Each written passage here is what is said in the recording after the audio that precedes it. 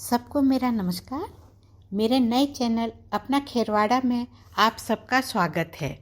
इस चैनल के माध्यम से मेरा प्रयास रहेगा कि सभी को अपनी आवश्यकता अनुसार जानकारियाँ उपलब्ध करा सकूं।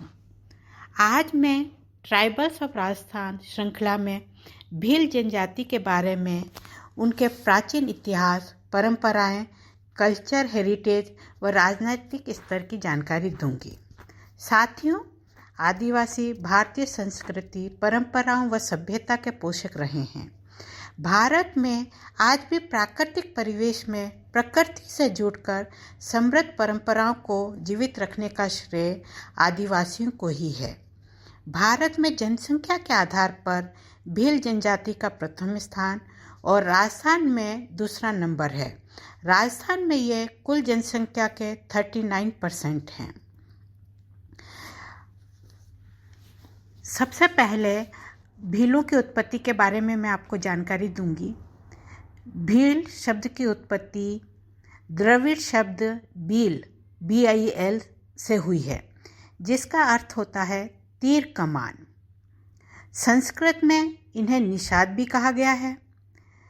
इनको बोमैन ऑफ राजस्थान भी कहा जाता है, क्योंकि ये तीर धनुष का प्रयोग करते हैं। भील एक कुशल तीरंदाज, धनुषधारी, योद्धा, वॉरियर के रूप में भी अपनी पहचान रखते हैं।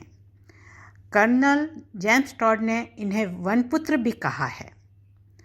प्राचीन समय में जैसे दूसरे आदिवासी करते थे, वैसे भील जनजाति भी हंटिंग गैदरिंग करते थे, इसलिए इनको हंटर गैदर भी कहा जाता है।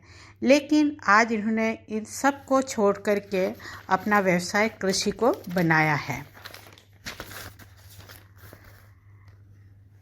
इनकी बसावट राजस्थान में अरावली पर्वत श्रृंखला में है। उदयपुर, डूंगरपुर, बांसवाड़ा, प्रतापगढ़ जिलों में इनकी जनसंख्या सबसे अधिक है।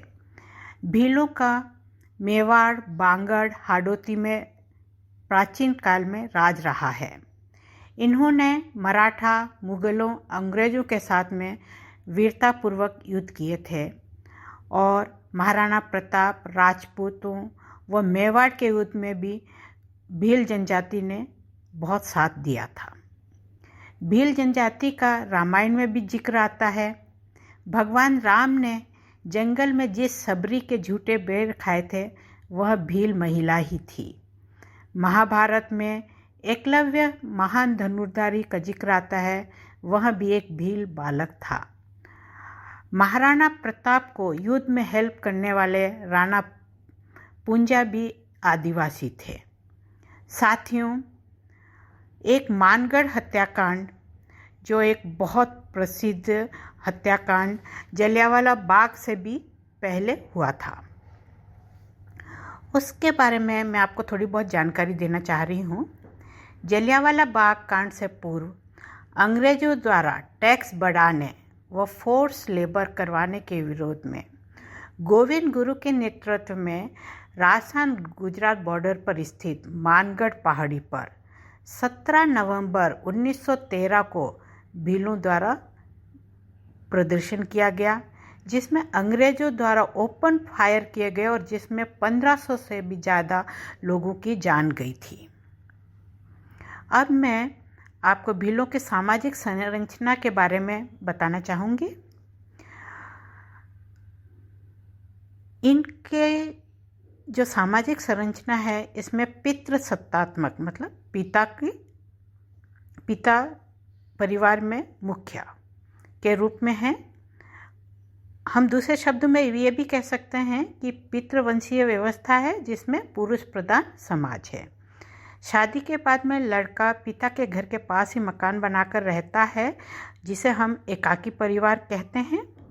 परंतु सारे सामाजिक कार्य पिता के द्वारा ही किए जाते हैं, इसलिए प्रक्रियात्मक रूप में इसे संयुक्त परिवार भी कह सकते हैं। उत्तराधिकार के नियम भीलों में बिल्कुल अलग हैं। पैतृक संपत्ति पर सिर्फ और सिर्फ बेटों का ही अधिकार होता है। विधवा व पुत्रियों का कोई अधिकार नहीं होता है। बंटवारे के बाद में माता पिता छोटे बेटे के साथ रहते हैं। माता पिता की मृत्यु के बाद में उनका हिस्सा छोटे बेटे को मिलता है। अब हम इनके शादी की परंपराओं के बारे में मैं बात करूंगी। कस्टम्स रिगार्डिंग मैरिज, उसमें सर्वप्रथम है मैरिज बाय नेगोशिएशन। जैसे कि शब्द से ही स्पष्ट है, पेरेंट्स आपस में मिलकर बातचीत करके आपसी सहमति से जो विवाह होता है। दूसरा है मैरिज बाय सर्विस। इसमें लड़का लड़की शादी तो करना चाहते हैं, पर दापा मतलब वधू मूल्य नहीं दे सकता है लड़का ये करता है कि वो लड़की के पिता के घर काम करता है और पैसा इकट्ठा होने पर दापा दे करके लड़की से शादी कर लेता है। तीसरा इनमें है मैरिज बाय एक्सचेंज। इसमें वर वधू की बहन से और वर की बहन वधू के भाई से शादी करती है।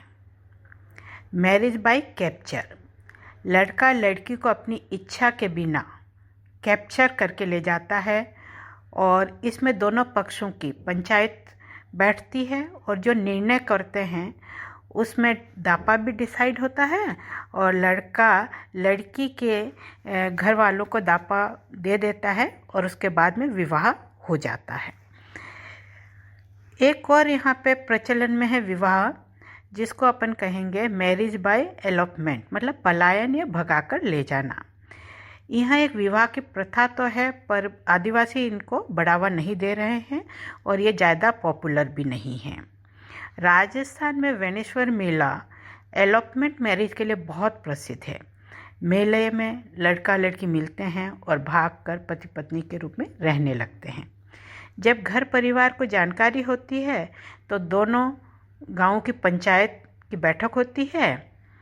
अगर दोनों परिवार उस पंचायत की बैठक में शादी के लिए अग्रही हो जाते हैं तब आपस में शादी हो जाती है।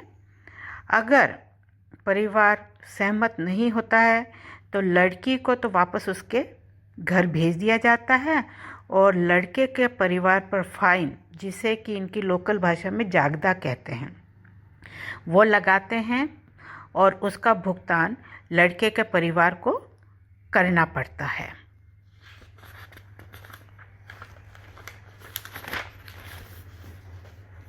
एक इन आदिवासी में नाता विवाह भी होता है। इसमें विवाहित महिला भागकर दूसरे आदमी के साथ में चली जाती है और भील समाज इस विवाह को स्वीकार करता है। इसमें अगर पहला पति पंचायत में कोई शिकायत करता है तो पंचायत कंपनसेशन, जिसको हम जागदा कहेंगे, वो दूसरे पति से पहले को जागदा दिलाया जाता है। और आजकल इस तरह के बहुत मैटर होने लग गए हैं और क्रिमिनल केसेस भी काफ़ी हो रहे हैं, क्योंकि वो दूसरा पति पहले पति को जागदा का भुगतान नहीं करता है। आमतौर पर भील जनजाति में बहुविवाह मतलब एक से अधिक विवाह की प्रथा नहीं है। अपवाद रूप में एक से अधिक पत्नी होती हैं। भील जनजाति में बहिर्विवाह होता है, मतलब गोत्र में विवाह नहीं होता है, गोत्र से बाहर ही विवाह होता है। इसके अलावा एक आदिवासियों में एक और प्रथा चलती है जिसे हम कहेंगे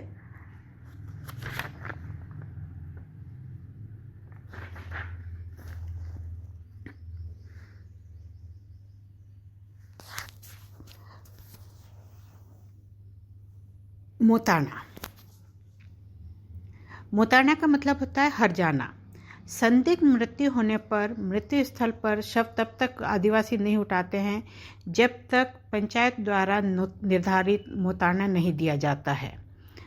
और आजकल इसका इतना मिसयूज होने लगा है कि लॉ एंड ऑर्डर की भी स्थिति कभी हो जाती है और पुलिस को भी इसमें इंटरफेयर करना पड़ता है। साथियों, मैंने कोशिश की है कि भील जनजाति के बारे में आपको संक्षेप में बता दिया है। अगले वीडियो में इनके कस्टम के बारे में मैं आपको बताऊंगी। अगर आपको मेरा यह वीडियो पसंद आया हो तो कृपया लाइक ज़रूर करें। धन्यवाद।